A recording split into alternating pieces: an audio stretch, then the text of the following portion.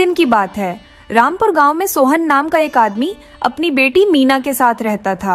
सोहन लकड़हारा था जो जंगल से लकड़ियां काट कर गाँव में बेचता था और इस तरह अपना गुजारा करता था।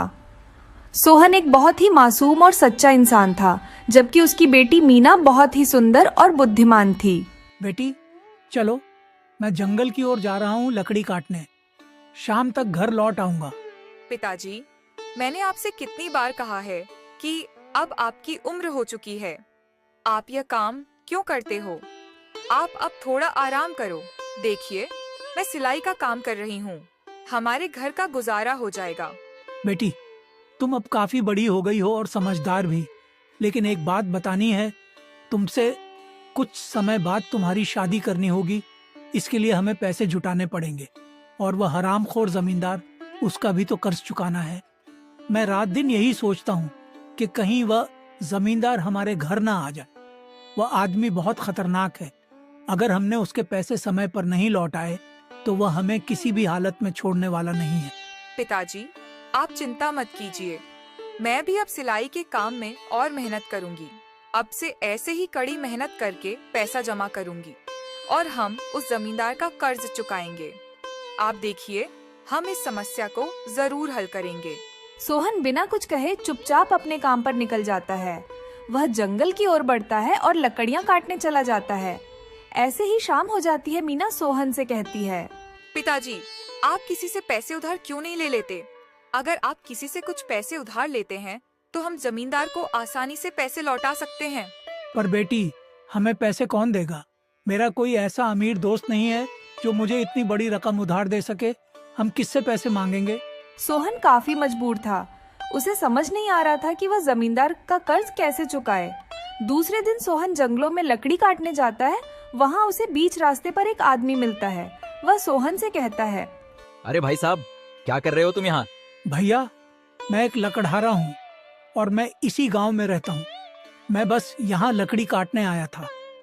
क्या आपको मेरे से कुछ मदद चाहिए? तुम्हारी मदद ओदत छोड़ दो, चलो मेरे साथ गांव के सरपंच जी के पास।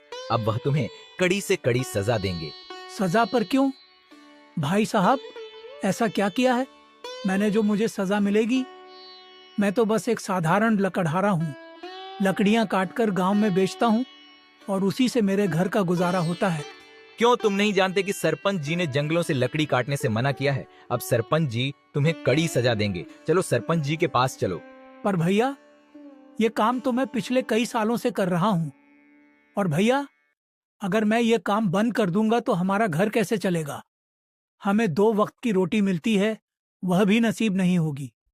भैया, मुझे माफ कर दीजिए, पर सरपंच जी से मेरी शिकायत मत कीजिए। अगर मुझे ये बात की जानकारी होती कि सरपंच जी ने मना किया है तो मैं आता ही नहीं। ठीक है, अगर तुम चाहते हो कि मैं तुम्हारी शिकायत सरपंच जी से ना करूं तो तुम्हें मुझे कुछ पैसे देने होंगे।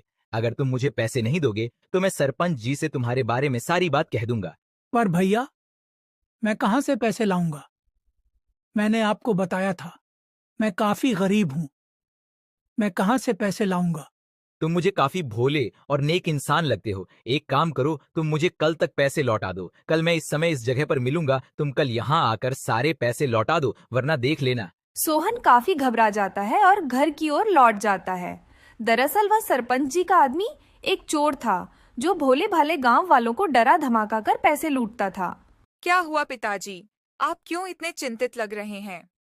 अगर आपको जमींदार का कर्ज चुकाने की चिंता सता रही है तो अब आप चिंता मुक्त हो जाएं, क्योंकि आज मुझे दूसरे गांव से कई सारे कपड़े बनाने का ऑर्डर मिला है, जिसकी कुल कीमत 500 तक है।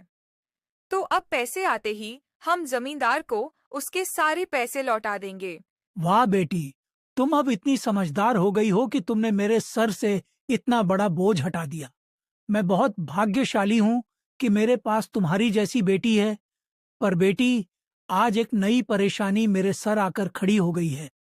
आज मैं जंगल में लकड़ियां काट रहा था। वहां मुझे सरपंच जी का आदमी मिला। उसने मुझसे कहा, आप लकड़ियां नहीं काट सकते।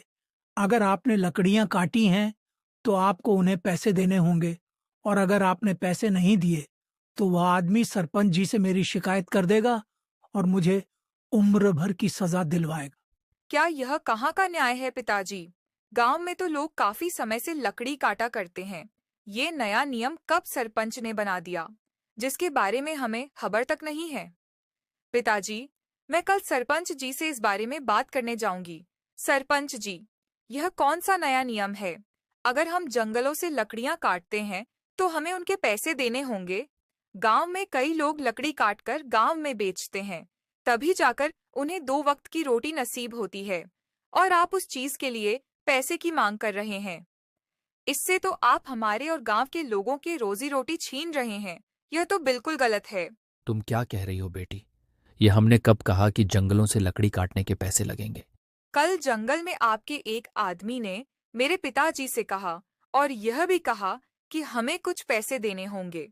अगर हम पैसे नहीं देंगे तो वह हमारी शिकायत आपसे कर देगा और आप मेरे पिताजी को उम्र भर की सजा देंगे।